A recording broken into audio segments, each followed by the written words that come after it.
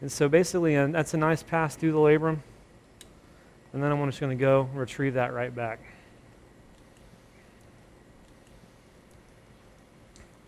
I can pass my suture easily directly through the labrum. This is going to be a good view of that. Bam, right there. So now that's perfect. We're going to seat speed lock in there.